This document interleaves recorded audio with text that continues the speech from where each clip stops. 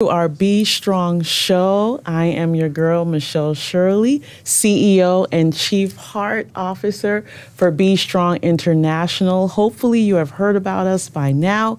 We are celebrating 30 years of heart skills within the South Florida community. We teach everything from parenting skills to marriage communication skills to community restoration with families and communities. And we just love everything that we're doing when it relates to healthy relationships and heart skills within Be Strong. And today I have an amazing guest for you. Her name is Marya Meyer from the Women's Fund of Miami-Dade. She is the executive director. And so welcome. Thank you, my friend. Always thrilled to be talking with you. So excuse me if we just get personal and get personal. Yeah. I know. Wonderful to see you. Yeah, same here. And I was looking at your bio, and I want you to tell the audience a little bit about this whole Grammy piece that you have as a background, the Latin Grammys. Well, that was quick. Well, I am the executive director of the Women's Fund, which has also been around for exactly 30 years. And we've got all kinds of things there in common. High five. Yeah. Making a real difference in this community. And we can talk about that in a minute. Yes. But I came to this from a very interesting career. I used to call myself the Forrest Gump of the Latin music industry. As a Wisconsin girl who went her senior year in college to Madrid, to the Complutense, ended up by hook and by crook meeting people from the record label, was going to translate the Ghostbusters Ray Parker Jr. press conference in Madrid. And the bosses couldn't make it because there was a plane strike. Their office was in Barcelona. So not only did I translate for Ray Parker Jr., but I ended up organizing the whole thing. And then they said, hey, you need to go ahead and hire Marya. Right. And the boss actually said no because the secretaries won't like her because she'll be bossy and the guys will like her until she's not so cool. It. But that was a long time ago and a lot of success in between. So I got to work in big labels for a long time. Wow. I was the VP of the Latin Grammys for a couple of years, an amazing organization, also a nonprofit, by the way, Latin Recording Academy. The Grammys is what we're famous for, but there's a lot of nonprofit, amazing work being done there. Cool. But I'd volunteered since I was a little kid in many things. And so being the executive director of the Women's Fund is a much more natural progression than it might look like than if you read my bio. Really? So how did you end up at the Women's Fund of Miami-Dade? So as I mentioned, since I was a kid, I've been volunteering. In fact, I spoke in front of my state senate in Wisconsin when I was like 15. Wow. Advocacy for the developmentally disabled at the time. So, I kind of thought that's where I was going, but I took a wonderful turn with interesting folks, a lot of really big thought leaders internationally and globally. So I got to, we were laughing earlier, Michelle. I don't think you've ever heard me name drop before. No. Right? But I did get to work with you too. I mean, I've been sitting with Bob and talking about the problems of the world.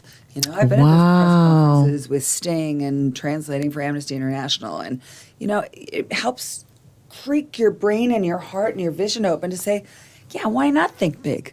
Like, really? We should be thinking big. We have these massive problems and we have these small problems. Why am I going to go down the rabbit hole and worry about the world when I think the world is a beautiful place? Absolutely. When those things cross my path, let's see how we can do it. Yeah, what can we do? And we're in a great place to do Right, yes, that's awesome. Now, you and I both. Lucky us. Yes. And I love what you all are doing. And there's always going to be a special place in our heart for your agency because of Marilyn March. Marilyn March, believe it or not, was one of the first people to help us learn what it means to really fundraise the correct way. She was brilliant in that sense. And I met her through the Children's Trust and found out that she was the executive director many moons ago for the Women's Fund. And so I got to know Marilyn very well as an outside, volunteer, and we were doing programs together from the outside. So beautiful soul. Mm-hmm. I know. Yeah. Probably with us right here, right now. Exactly. Beautiful soul. I love it. Yep. That's Marilyn. great. Yes. So, yeah. So I want you to talk a little bit about, I went on your website, of course, and I see these amazing 4 pillars of what you all are doing to kind of, through the gender lens, explain what the Women's Fund of Miami-Dade is about. So I want you to explain to our viewers, talk about those 4 pillars a bit. Yeah. Well, complex issues are often boiling down to something really simple. If you don't put on a lens, and I like to do this, if you don't put on a lens and look really carefully at things, examine things carefully, you often miss things, right? So there's a cultural lens, a linguistic lens, an historical lens, a racial lens, a linguistic lens. And in our case, it's the gender lens. Because if you don't put a gender lens on everything, you won't see if those systems are built to really support women and girls truly thriving in Miami-Dade County. That's what we do. Mm-hmm. So we look, and I'm not looking for problems, but a lot of things weren't well designed. Right. If you think that culturally, most of the most important work was never really valued because you didn't pay women, right? So taking care of our children, educating from early when the brain is most rapidly forming, right? Yeah. Taking care of people, even babies, even in the womb, right? If you think about food, taking care of the elderly, health, there's so many systems. So many that things. aren't contemporary. Yeah. They're old. Yeah. They're old. Yeah. And they're Yeah. not the most beneficial for the economy or for the entire community. So I don't have a man-hating bone in my body. My dad's my best friend. I told he's 96. Yeah, he lives with me. 96. My brother's my other best friend. I mean, it has nothing to do with Right. a no or against anything. It's a for getting things right. And we keep on working things Yeah. until we get them right. So the Women's Fund, 3 decades ago, was founded by another Marilyn Gladstone, who's 86 years old. Hello, Marilyn. Wow. And an amazing current supporter of her Women's Fund. A diverse group of 13 women got together and said, listen, we found out that only under 5% of national philanthropic dollars they thought gave supported women and girls. It's actually 1.6, right, as the data comes in.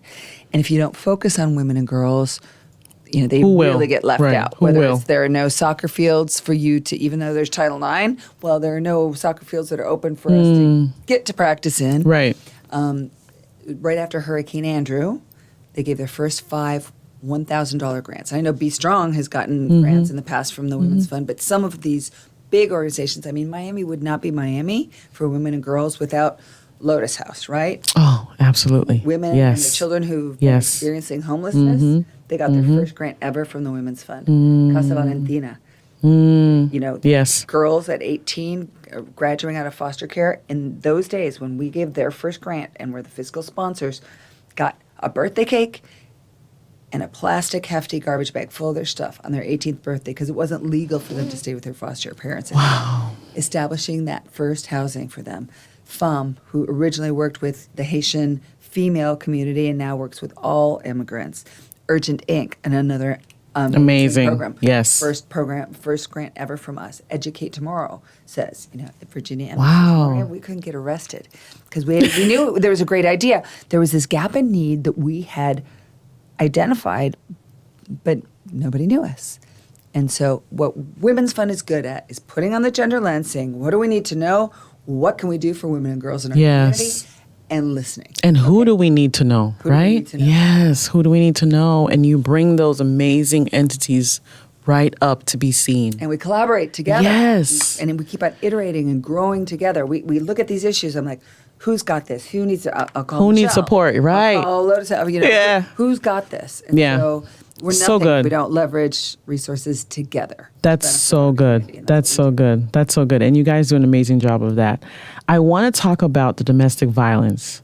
Yes. I watched the Impact Collaborative webinar that you did with Judge Carol. Kelly, amazing. Amazing. And if you have very, very important to know, let's talk about that a little bit. Let's talk about domestic violence. Like you asked before, we have leadership, economic mobility, health and well-being, and freedom from violence is the 4 pillars. Yeah. And we have 4 programs. And of those 4 programs, one of them are these convenings called Impact Collaboratives, where we bring people together, experts, once a month to say, what do we need to know and what can we do about these pillars? Yes. In the freedom from violence pillar, domestic violence is a huge issue globally. And so we bring together the experts. Judge Carol Kelly, okay, COVID hits. I was on the board of the Women's Fund at the time. COVID hits. Everybody's like, okay, what are all these organizations going to do? What's going to happen to us? And while we were figuring that out, Judge Carol Kelly called me. I was the vice chair of the board at the time. She said, Marya, our phones aren't ringing. Domestic violence is skyrocketing globally, but our phones aren't ringing. Yvonne Mesa, who's on the board with me, runs Coordinated Victims Assistance Center in all of the shelters. Marya, phone lines are dead. People are scared. We don't know. Talk to the state attorney's office. Their domestic violence phone line is dead. Okay, what do we do? I'm like, okay, we get together and we do an impact collaborative. All of those people together all said, we don't care whose phone rings, whether it's law enforcement, correct, it's the courts, or we don't care, as long as they ring. We all worked together. Not only did that, but we created a Freedom from Domestic Violence in Times of COVID campaign, which is great. It was 3 languages, English, Spanish, and Creole, of very diverse women with words over their faces in 3 languages. Like, my mouth may be covered, but I still have a voice. If it's more dangerous to stay at home than to go out, call this number or call these numbers. Wow. So domestic violence is a real deal. It's so a much real we can deal. do about it. There's so much we can do about it. And the most important thing is to have all of 1 out of 3 women and girls globally will get raped or beaten in her lifetime. You know what? That means if you look around anyone there with, our backup team here, there are 3 women here. Like, something's going to happen to somebody. So does that make you feel scared? No. It makes you feel prepared to know that you're very likely to come across somebody who's going to need some help. Well, I came out of a home with domestic violence. That's why I do what I do. Teaching people how to have healthy relationship skills, right? It's so important to me. I came out of that environment where I grew up then thinking, this might be a thing. This might be a pattern for me to, I'm going to walk into something like this. I meet someone and maybe I didn't make them happy. Maybe I didn't do something right by them. And this is what I might expect. And sure enough, I ended up in one relationship that there was a domestic violence situation there. And it was pretty scary. It was very scary. And I had to think at that moment, is this what I want? Is this what I deserve? Am I good enough? I think I was scared in that moment to leave the relationship because I didn't know if I could find something better. So should I stay and deal with this, even the emotional abuse, which by law, there is no definition for that piece, right? It has to be a clear, imminent danger, right? For you to report the situation as domestic violence, right? But I think the mental struggles that I went through in that relationship was just as devastating as that one moment when the person did push me up against, the fence that day. So being isolated and being told by the partner, abuser right, or the partner or anybody that it's your fault, that you're stupid, that you're, if it's really hard because that person tends to be somebody that you really love or you care for or you depend on or all of the above, right? So that's very difficult. But if there's this little intellectual, factual bug in the back of your head going, hold it, 1 out of 3 of us, maybe it's not just me. Maybe I'm not that stupid. Maybe even though I did do something that might have ticked the person off, right? Right? I mean, there's just absolutely no reason for correct violence. Yeah. And they said in that Impact Collaborative that you don't know. It's usually 17 times it takes for somebody to be offered help before they end up leaving an exploitative relationship. You don't know when you're going to go and cross that path of that somebody, if you're that first person helping them, offering them a possibility, or the 17th. Because I'm sure some people came to you and said, like, he's not being nice to you. You shouldn't take that. Or friends, guy. right. That's mean. He's right. You're smart. You're beautiful. What do you know? Yeah. Right? And you're like, oh, I can't hear. Oh, he loves me, or I can fix him. But credit those friends. Credit yourself. I mean, now all the incredible work you do. But we all have to know. Everybody needs to know. Everybody needs to know. Always something you can do. Yeah. Always something you can do. And we should do it. Yeah. And the difference, I think it's interesting, the difference between those who stay and those who leave. That it's not there. It changes your neural pathways. I mean, we did another Impact Collaborative on that where we brought medical professionals. That one, they're all on our website. If you look at Impact Collaboratives, you can look back. And last year we did, why doesn't she leave? Why doesn't she leave? We had a tough, brassy assistant, a state attorney or local attorney or federal attorney who worked in domestic violence who was almost killed by her husband. Right? Because nobody would believe her. Isolated, a big loving relationship until it got super, super violent. And we were talking in that time about how your neural pathways, I mean, to get scientific, we're electronic grids. And our signals are sent in a certain way. Oh, that's sharp, that's cold, right. That's hot. But if you keep just on overriding, and you really condition your mind to think. And the exciting thing is that you can condition it back. Or yes, new, or brand new, which is what we pipeline exactly. Which is what it's so amazing that you said that, because that's the part I love. Like, you have every day we walk into a classroom, every day when we teach married couples, every day that we talk to parents, you have the opportunity today to start over. Yeah, today. Amazing. Yeah, this is good with stuff. a lot of help from friends. Nothing's like that. You'd Absolutely. fail if you didn't fix it in a day. Absolutely. But so much excitement, so much hope, and there's so much hope. And I just want to put a pin in something you said, because legally there has to be some kind of an imminent danger, but that doesn't mean there's not a lot of support if that we need undergoing psychological abuse. Correct. And the psychological abuse definitely, often, unfortunately, leads to physical abuse and often worse. So domestic violence hotline, the Coordinated Victims Assistance Center here, got lots of those resources on our website. Absolutely, so great. Don't not call. And I always say, and people don't, not everybody in the system likes me to say this, but I do anyway, because all we care about is people, right? So if there's an imminent danger, call 911. If there's a physical, right? And don't probably go in and try and save somebody yourself necessarily so much. Try to diffuse the situation, call 911, because if there's a gun around, or if there's a knife around, you can make it worse. But if you don't, a lot of people don't want to call law enforcement. You can always call, if you don't remember the Coordinated Victims Assistance Center number or the Domestic Violence Hotline number, you can always call 211. So 211, used to be what you called for suicide prevention. You can call if you're hungry, if you're about to experience homelessness.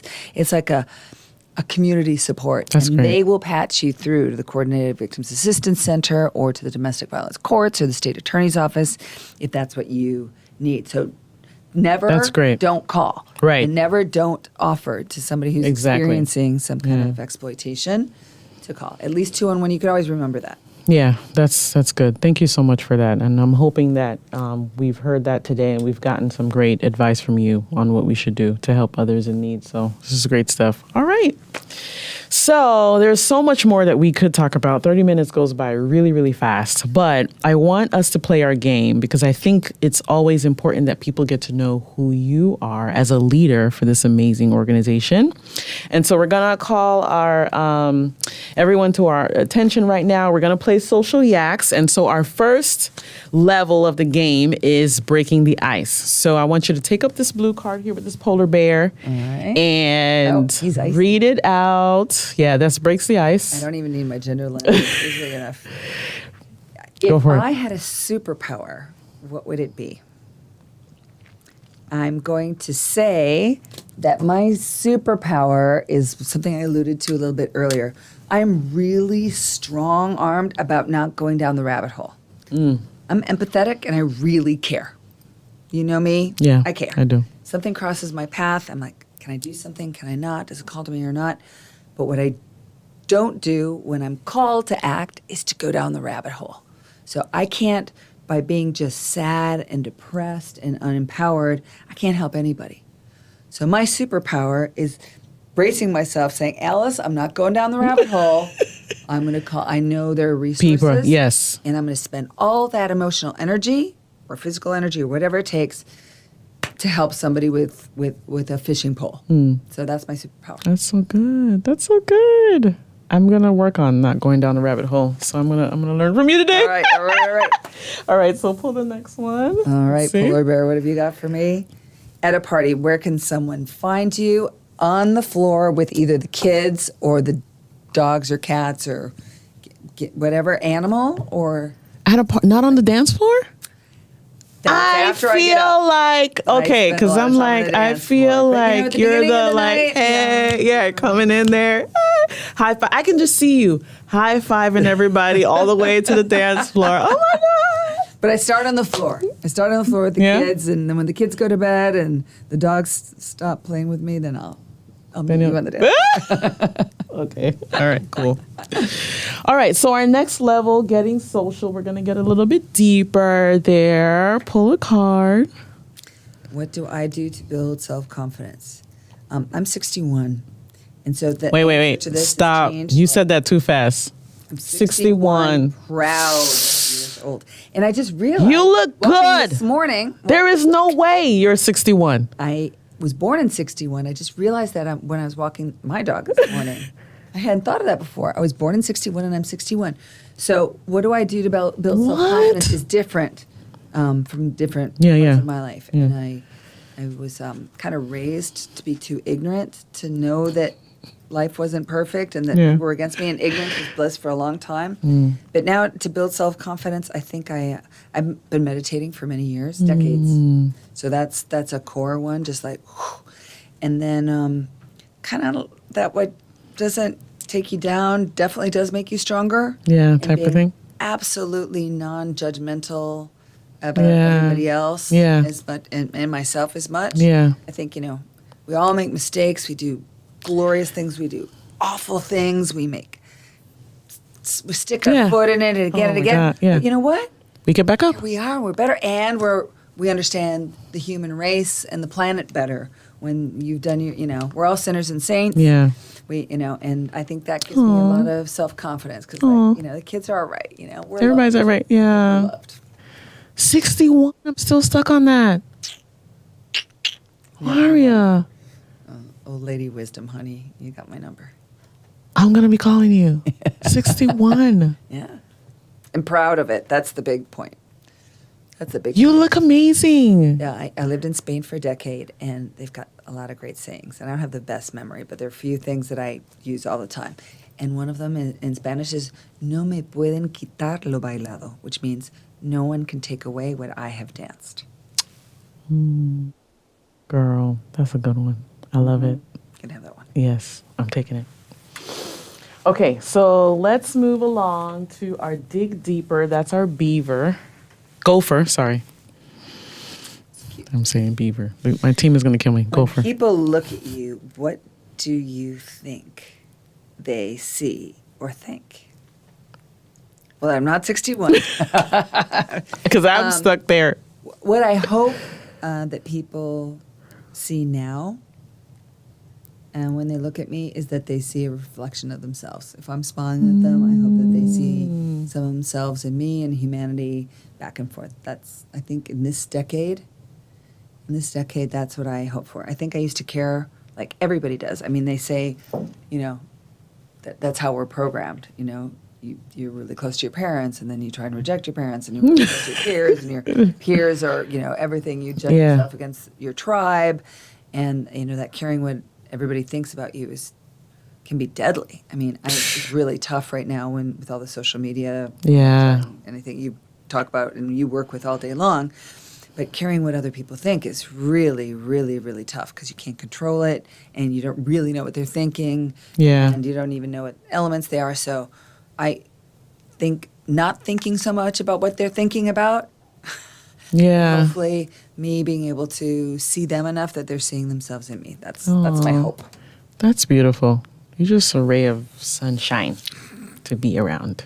Okay, so this is how the game switches, right? Okay.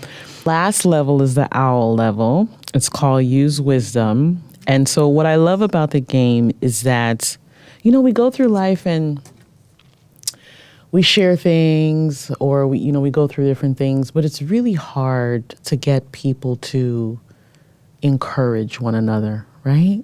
It's like kind of we're in this gimme, right?